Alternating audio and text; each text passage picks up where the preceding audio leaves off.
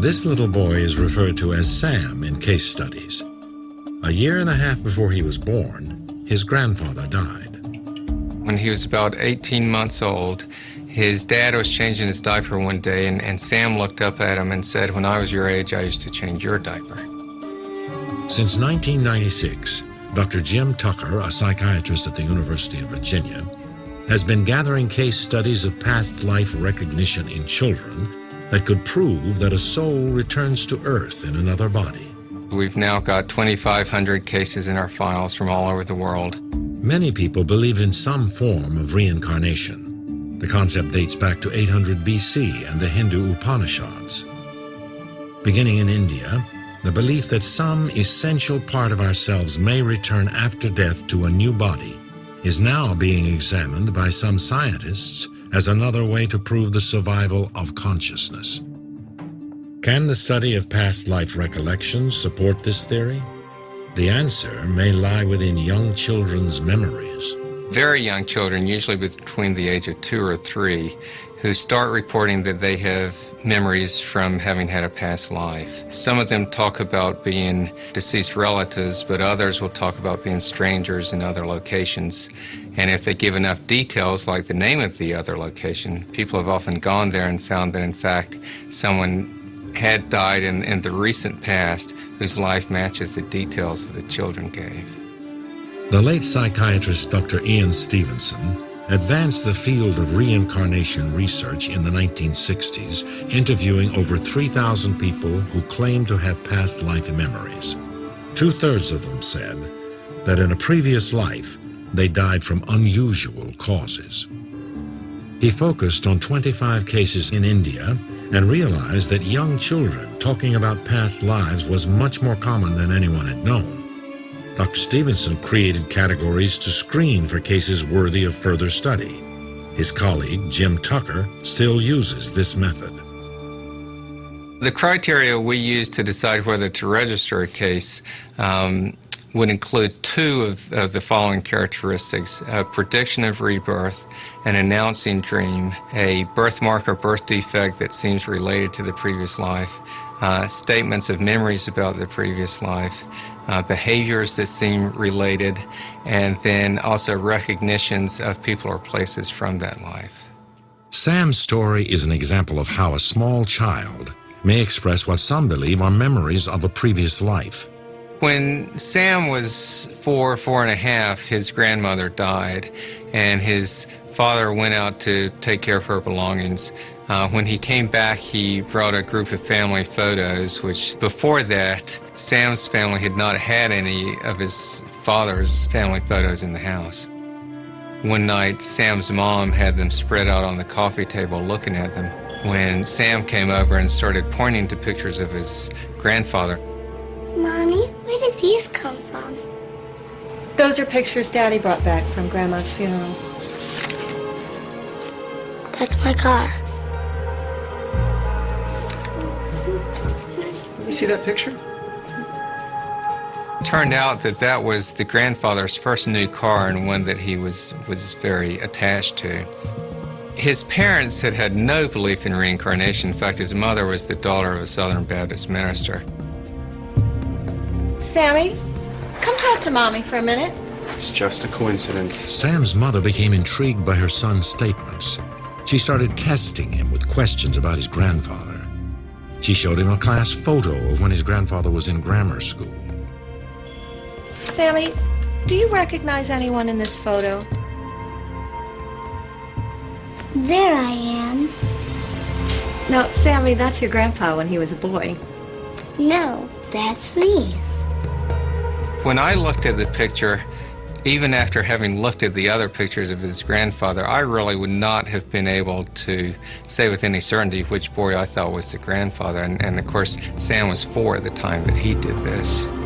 Some children not only remember their past life, but the afterlife as well. About 20% of the children will describe events between the time when the previous person died and when the child was born. Some of them describe basically sort of hanging out either where the previous person lived or where the previous person died. So they may describe their funeral. Then there are other children who talk about going to other realms like heaven, things like that. Some of them will talk about seeing other beings there or talking with God. I died and shot up to heaven. God gave me a ticket that let me come back down to earth. This is not part of our everyday experience to have people talking about past lives. If the children are able to describe memories that then turn out to be accurate for somebody who lived and died in the past, then this suggests that memories or something connected with memories can carry over possibly after the death of the body. I've had a number of friends and acquaintances who have said that their children, when they were 2 or 3, would make one sort of unusual statement. Like there's one woman who said her child said, "In my last life I drove a big truck." This was as they were riding down the road one day. Never said anything else. And, you don't make too much of that. But in these cases, the children don't stop after 1 or 2 statements. When children continue to talk about having had a past life, they may offer more specific details. Do you remember your family?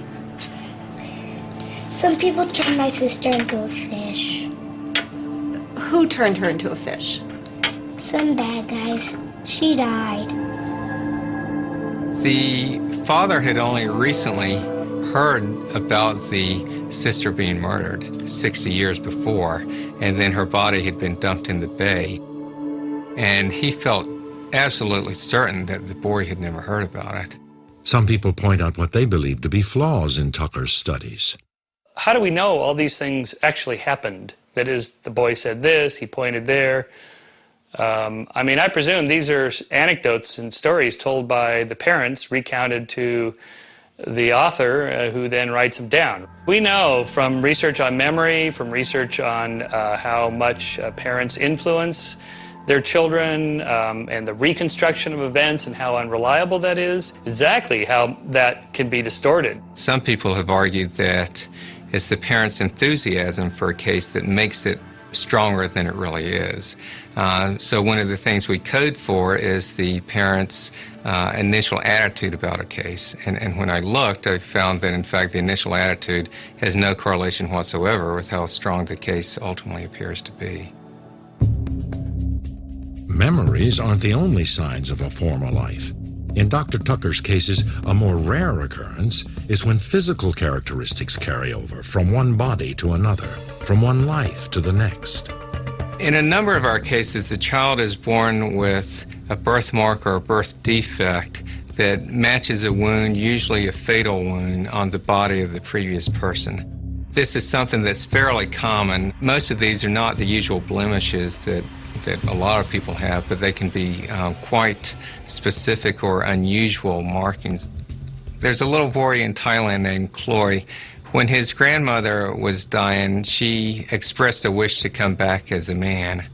And then when she died, her daughter-in-law took some white paste and ran her finger down the back of the neck of the body.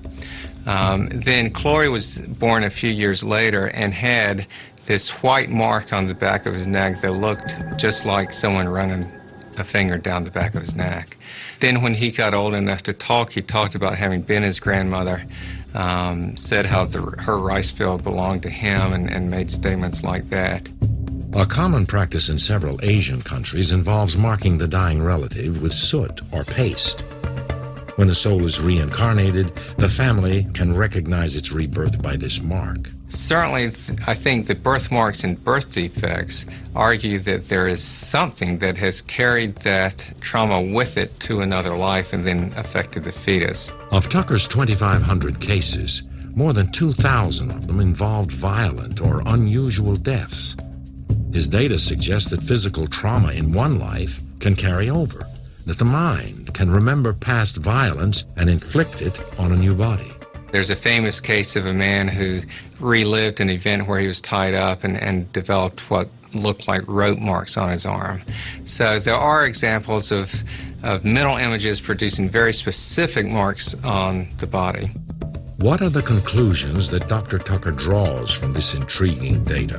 I think the best explanation for our strongest cases is that memories, emotions, and even physical traumas sometimes can carry on from one life to another. The explanation for how this carryover occurs largely remains to be elucidated, but in general terms, the idea is that consciousness is not purely a creation of the brain, so consciousness could be considered a separate entity from the physical brain and then could continue on in another life. The idea of reincarnation sets up a number of possibilities regarding the existence of the soul. Survivors of clinical death may also provide a glimpse into what happens after death.